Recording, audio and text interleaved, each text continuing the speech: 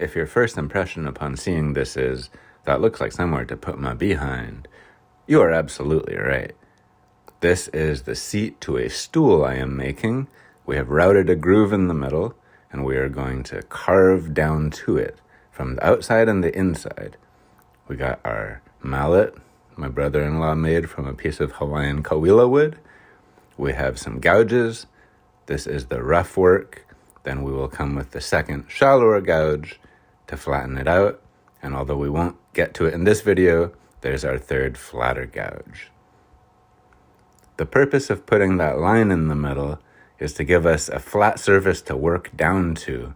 We're going to completely erase that line in this video, but it will give us a nice flat bottom to the seat.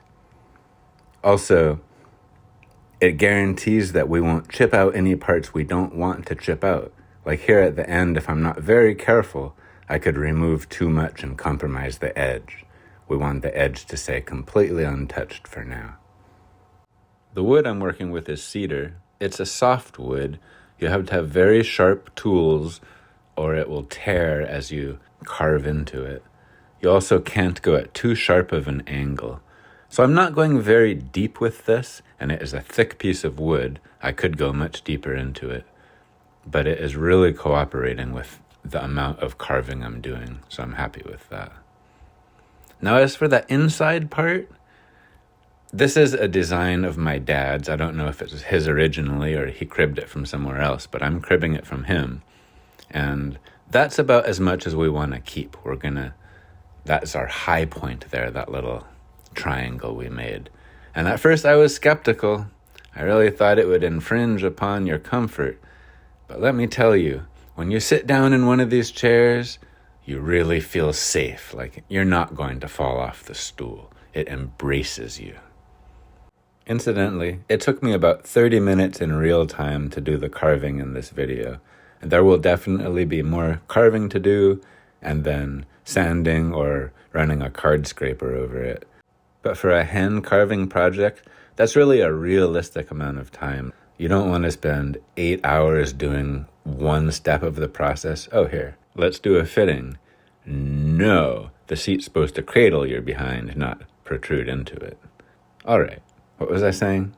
This is the struggle of doing things by hand, is it leaves tool marks, and then you have to come back and clean it up, and then you have to come back and clean up your cleanup, all the way down to the finest grit sandpaper imaginable. Although there are definitely ways around it. Yeah, all right, that's better. We're getting there.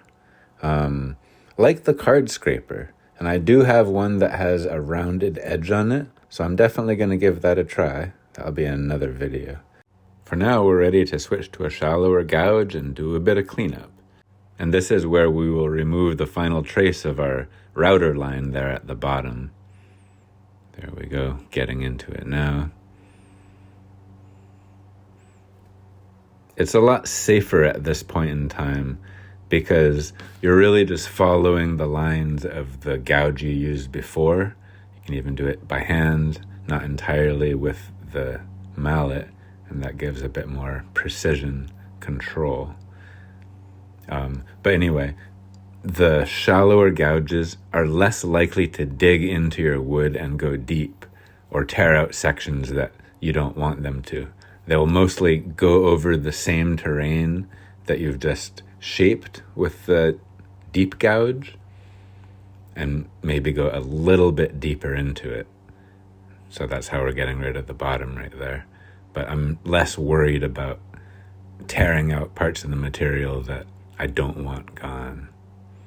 So this is about as far as we're going to take it today.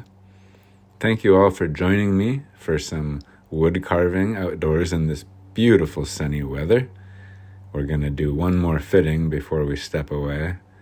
And let's just see how my behind likes it.